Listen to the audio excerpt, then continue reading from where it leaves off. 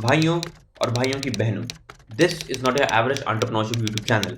जो हम बोलने वाले हैं उससे आप ऑफेंड हो सकते हैं और बवाल भी हो सकता है। तो आगे बढ़ने से पहले ईयरफोन या हेडफोन लगा लो, वरना फालतू में 4 लोगों के बीच में इज्जत का फालूदा हो जाएगा। इस चैनल पर आपको बिजनेस, बकचोदी और ह्यूमर तीनों मिलेंगे। तो अगर बिजनेस का ज्ञान नहीं चाहिए तो बकचोदी और ह्यूमर के लिए ही रुक जाओ।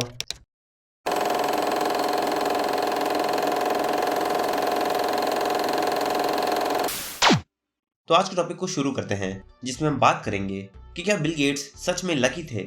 अब बिल गेट्स को कौन नहीं जानता। वो माइक्रोसॉफ्ट के को-फाउंडर हैं और एक समय में दुनिया के सबसे अमीर इंसान भी थे। बिल गेट्स भी हमारी आपकी तरह एक आम आदमी थे, लेकिन ना तो उन्होंने कॉलेज से डिग्री ली और ना ही एक सरकारी नौकरी करी। अब सोचने वाली बात यह है कि बिना डिग्री लिए और बिना सरकारी बाबू बने उन्होंने इतना सारा पैसा कमाया कैसे। इस सक्सेस में हार्डवर्क का रोल कितना था और लक का कितना। यही सेम क्वेश्चन जिम कॉलिंस के दिमाग में भी आया। वो भी ये जानना चाहते थे कि एक इंसान की सक्सेस में लक का क्या इंपॉर्टेंस होता है और कैसे ये किसी को बना या बिगाड़ सकता है। जो लोग नहीं जानते कि जिम कॉलिंस किस चिड़िया का नाम है, उनको बता दें कि जिम कॉलिंस एक ऑथर हैं जिन्होंने बहुत सारी बुक्स लिखी हैं बिजनेस और एंटरप्रेन्योरशिप के बारे में। अगर आपकी गाड़ में भी बिजनेस करने का कीड़ा है तब आपको इनकी बुक्स जरूर पढ़नी चाहिए, क्योंकि इनकी हर एक बुक कई सालों की खोजबीन और रिसर्च के बाद पब्लिश होती है और वो बहुत से यूजफुल फैक्ट्स, फिगर्स, इंफॉर्मेशन और नॉलेज से भरी होती है।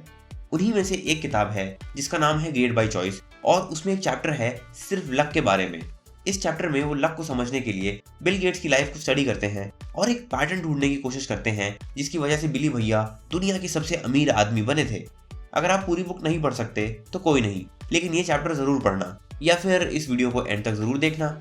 नाउ जब जिम कॉलिंस और उनके रिसर्चर्स ने अपनी रिसर्च शुरू करी तो उन सब ने बस एक सिंपल सा क्वेश्चन पूछा कि इस ससुरा बिल गेट्स इतना अमीर बना कैसे। अगर आप बिली भैया को देखें तो आप भी बस यही सोचेंगे कि वो बस एक लकी सा बंदा था जिसने उस समय माइक्रोसॉफ्ट बनाई जब कंप्यूटर्स एकदम नए नए थे और कंप्यूटर्स की दुनिया में एक तहलका मचा दिया। और अगर आप भी ऐसा सोचते हैं तो फिर आप सही हैं, क्योंकि वो सच में काफी ज्यादा लकी थे, क्योंकि उनके पास एक्चुअली में कई एडवांटेजेस थे। जैसे उनका जन्म एकदम सही मुहूर्त पर हुआ था, क्योंकि उस टाइम पर कंप्यूटर्स बस धीरे धीरे आना शुरू ही हुए थे। अगर वो बस 5-10 साल आगे पीछे पैदा हुए होते तो वो माइक्रोसॉफ्ट जैसी बड़ी कंपनी बनाने का मौका ऑलमोस्ट खो देते। वो एक अपर मिडिल क्लास फैमिली में पैदा हुए थे जिनके पास पैसे थे उनको एक अच्छे प्राइवेट स्कूल भेजने के। और मजे की बात तो ये है कि जिस प्राइवेट स्कूल में उनको भेजा गया वहां पर उनको कंप्यूटर्स का एक्सेस भी मिला। और 1960s में स्कूल्स में कंप्यूटर्स का होना अपने आप में एक हैरत की बात थी। उनके दोस्त पॉल एलन, जो माइक्रोसॉफ्ट के दूसरे को-फाउंडर थे, वो भी किस्मत से उसी स्कूल में थे और किस्मत से ही उनकी नज़र एक दिन एक मैगजीन पर पड़ी जिससे दोनों को माइक्रोसॉफ्ट बनाने का आइडिया आया। और इससे भी ज़्यादा किस्मत की बात क्या होगी कि उन्हें हार्वर्ड जैसी यूनिवर्सिटी में जाने का मौका मिला, जहां पर उनको और भी ज़्यादा पावरफुल कंप्यूटर्स का एक्सेस मिला जिससे वो अपने आइडियाज़ को टेस्ट करके उन्हें डेवलप कर सकते थे। इतना सब सुनने के बाद आपको लग रहा होगा कि बिल गेट्स तो सच में बहुत ही ज़्यादा लकी थे, क्योंकि उनके पास वो सारी चीज़ें सही समय पर थी जिसकी वजह से वो अमीर बन सकते थे। उनके पास वो रिसोर्सेज, टूल्स, फ्रेंड्स, पेरेंट्स और एजुकेशन था जो अमीर बनने के लिए बेहद ज़रूरी होता है। तो क्या सिर्फ इन्हीं सब चीज़ों की वजह से वो अमीर और सक्सेसफुल बने? इसका सीधा जवाब है नहीं। अब चलिए थोड़े और चीज़ों के बारे में सोचते हैं, जैसे कि क्या वो अकेले इंसान थे अपने ज़माने के जो एक अपर मिडिल क्लास फैमिली में पैदा हुए? नहीं। क्या वो एक अकेले इंसान थे जो एक ऐसे स्कूल गए जहाँ पर कंप्यूटर्स थे? नहीं।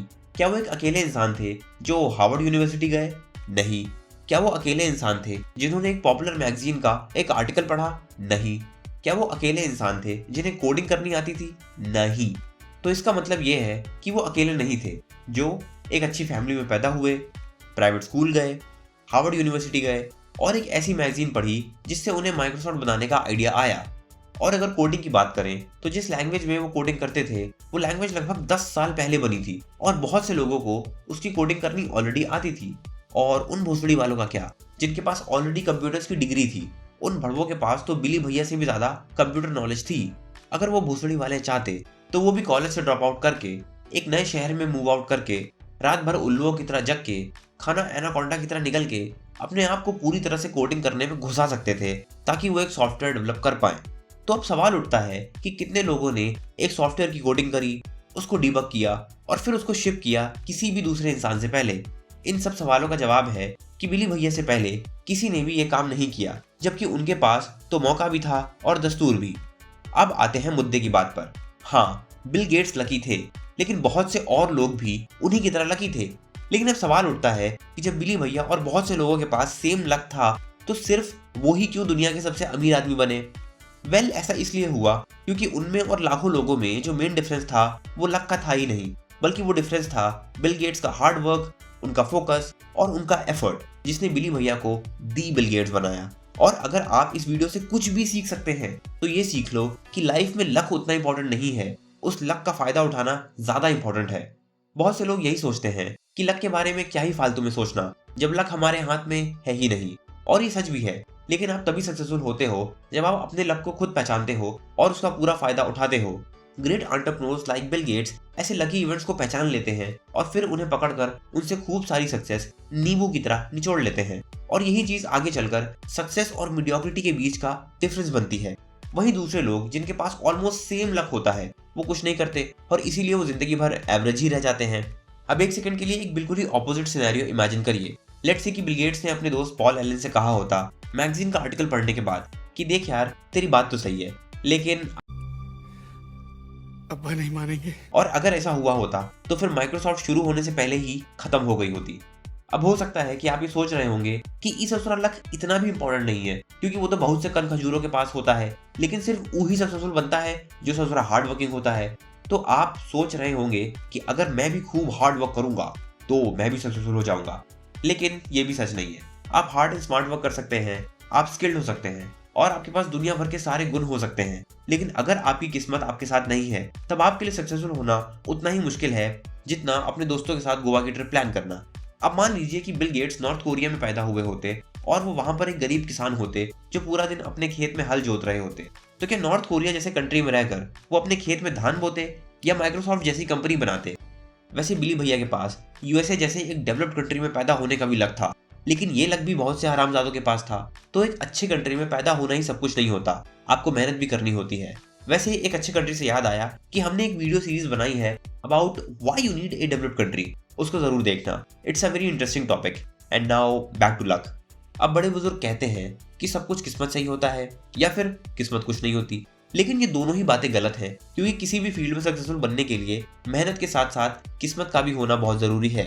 बिली भैया सिर्फ अपनी किस्मत के दम पर तो इतने अमीर बने नहीं, और ना ही उन्होंने भुवन बाम के पप्पा की तरह कोई 11 करोड़ की लॉटरी जीती। उन्होंने अपने दोस्त के साथ मिलकर माइक्रोसॉफ्ट शुरू करी, जिसमें पहले तो उन दोनों ने जी तोड़ मेहनत करी, उसके बाद धीरे धीरे अपनी टीम बनाई और एक बड़े विजन के साथ वो काम करते रहे।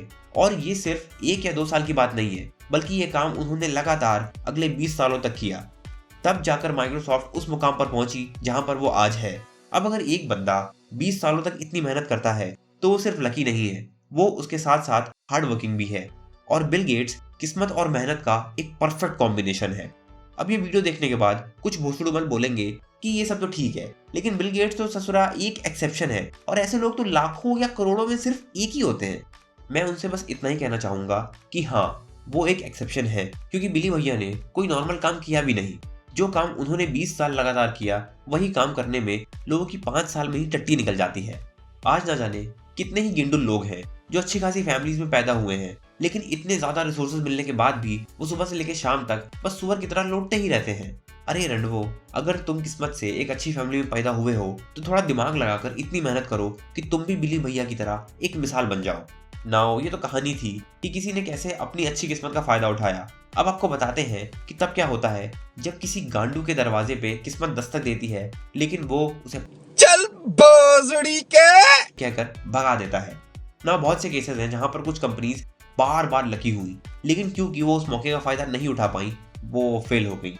उनमें से एक कंपनी थी डिजिटल रिसर्च, जो माइक्रोसॉफ्ट की तरह ओएस डेवलप करती थी। इस कंपनी के बारे में आपने ज्यादा कुछ सुना नहीं होगा, क्योंकि ऑनेस्टली हम सब उस टाइम पर पैदा भी नहीं हुए थे और बाद में ये कंपनी बैंकरप्ट हो गई। ये कंपनी आईबीएम के लिए एक ऑपरेटिंग सॉफ्टवेयर डेवलप कर रही थी, लेकिन डील कैंसिल हो गई क्योंकि कंपनी का सीईओ इस मीटिंग में ना मौजूद होकर दूसरी बेकार मीटिंग्स में था। और जब तक भाई साहब वापस आते तब तक इनकी टीम ने काम बिगाड़ दिया था और आईबीएम ने अपनी डील कैंसिल कर दी थी। और डील कैंसिल होने के बाद आईबीएम को कांटेक्ट करने के बजाय भाई साहब छुट्टी बनाने निकल गए। उसके बाद आईबीएम ने फ्रस्ट्रेशन में आकर वो डील माइक्रोसॉफ्ट की झोली में डाल दी और बिली भैया ने इस मौके पर चौका लगाते हुए दिन रात मेहनत की और आईबीएम को एक ऑपरेटिंग सॉफ्टवेयर दिया for the launch of IBM PC. अगर बिली भैया चाहते तो वो ये भी बोल सकते थे, ए बाबा ए 3 दिन तो बहुत कम टाइम है रे, कम से कम 30 साल का तो टाइम दे रे। बाबू भैया। लेकिन उन्होंने मौके का फायदा उठाने के लिए गांड तोड़ मेहनत करी और आईबीएम को वो दिया जिसकी उन्हें तलाश थी। अब देखने वाली बात तो ये है कि डिजिटल रिसर्च के पास एक सुनहरा मौका था आईबीएम के लिए एक ऑपरेटिंग सॉफ्टवेयर बनाने का, और वो एकदम सही जगह पर थे, वो भी सही समय पर। लेकिन बड़े अफसोस की बात है कि उस कंपनी का सीईओ इस मौके की अहमियत को पहचान नहीं पाया और चोदुओं की तरह छुट्टी मनाने चला गया। और वहीं दूसरी तरफ बिली भैया ने इस मौके को धोनी की तरह लपका और दिन रात एक कर माइक्रोसॉफ्ट को नई ऊंचाइयों तक पहुंचाया। इससे आपको ये सीखना चाहिए कि अपॉर्चुनिटी चाहे छोटी हो या बड़ी, उसको जाने नहीं देना चाहिए। लेकिन ऐसे केसेस भी हैं जहां पर कुछ लोगों ने बुरी किस्मत का भी फायदा उठाया। For example, there was an insurance company और एक दिन उस कंपनी के अगेंस्ट धरना प्रदर्शन होने लगा, जिसकी वजह से उस कंपनी का शेयर प्राइस गिरने लगा। जब कंपनी के सीईओ को पता लगा कि बवाल हो रहा है तो उसने धरना देने वालों से पूछा कि ये क्या रंडी रोना लगा रखा है बे। तब उन्होंने बताया कि तुम्हारी कंपनी बड़ी मादर चोद है, क्योंकि इंसान के मरने के कई महीनों बाद भी वो इंश्योरेंस का पैसा नहीं देती। जैसे ही सीईओ को ये बात पता लगी तो उसने तुरंत से पहले एक मीटिंग बुलाई और अपने स्टाफ से कहा कि अपॉर्चुनिटी है, फायदा ले सकते हैं। और उस कंपनी में कुछ नए नियम कानून बनाए गए जिसके तहत अगर किसी को कुछ होता है तो 72 घंटे के अंदर क्लेम सेटलमेंट प्रोसेस को शुरू कर दिया जाएगा। जैसे ही कंपनी ने इस तरीके से काम करना शुरू किया, कंपनी की रेपुटेशन फर्श से अर्श पर आ गई और स्टॉक प्राइस भी पहले से डबल हो गया। जो कंपनी 11वें नंबर पर थी एट नेशनल लेवल, वो सिर्फ 1 साल बाद चौथे पर आ गई। सो यू सी, अगर उस कंपनी का सीईओ चाहता तो दूसरों पर उंगलियां उठाता, अपने जिम्मेदारियों से भागता और चीजें जैसी चल रही थी वैसी ही चलने देता। लेकिन उसने आपदा में अवसर देखा और उस मौके का भरपूर फायदा उठाया। इससे एक बात साबित होती है कि अगर आप एक मौके का समय से फायदा उठाएं तो फिर लक चाहे गुड हो या बैड, आप उससे सक्सेसफुल बन ही जाएंगे। लेकिन अगर आपने वो मौका गवा दिया तो फिर भैया अब पछताए होत क्या जब चिड़िया चुग गई खेत। आखिर में आपको लक के बारे में एक बात और पता होनी चाहिए कि एक सिंगल लकी इवेंट से आपकी किस्मत नहीं खुलेगी, लेकिन एक बैड लक इवेंट से आपके लौड़े जरूर लग जाएंगे। और ये बहुत ही कटु सत्य है। जस्ट इमेजिन कि अगर आप इतने लकी थे कि आपने एक प्रॉफिटेबल कंपनी बना भी ली तो भी आप रुक नहीं सकते, क्योंकि आपको लगातार मेहनत करनी पड़ेगी just to stay in business. लेकिन अगर एक बुरी चीज हो गई तो आपकी कंपनी बैंकरप्ट भी हो सकती है। और इसका सबसे बेस्ट एग्जांपल है नोकिया, जो कभी किसी जमाने में मोबाइल के मार्केट पर राज करती थी, लेकिन आज वो कहाँ है ये तो हम सबको पता है। तो अगर कभी कुछ सक्सेस मिल भी जाए तो ज्यादा उड़ने मत लगना, वरना तुम्हारे किए किराए पर पानी फिरने में समय नहीं लगेगा। नाउ वीडियो खत्म करने से पहले हम आपको ये बताना चाहेंगे कि आप जितना सोचते हो उससे कहीं ज्यादा किस्मत वाले हो, क्योंकि आपके पास एक स्मार्टफोन या लैपटॉप है जिस पर आप ये वीडियो देख रहे हो, और आपके पास एक एक्टिव इंटरनेट कनेक्शन भी है जिसकी वजह से आप ये वीडियो देख पा रहे हो। तो आप उन करोड़ों लोगों से कई ज्यादा किस्मत वाले हो जिनके पास आज भी ये सुविधा नहीं है। अब प्लीज अपनी किस्मत को पहचानो और बिली भैया की तरह कुछ महान करो और अपनी किस्मत को बनियान के भरोसे मत छोड़ो। नाउ अगर तुमको ये वीडियो पसंद आई हो तो लाइक, कमेंट, शेयर, सब्सक्राइब करना आपके ऊपर है। करो मत करो, हमें कोई ऐसी टेंशन नहीं है। बस चैनल पर आओ, वीडियो देखो, इन्फॉर्मेशन लेते रहो, अपनी लाइफ को बेटर बनाते रहो। ठीक है, थैंक यू, मिलते हैं अगली वीडियो में। चैनल पर वापस आते रहना, बाय।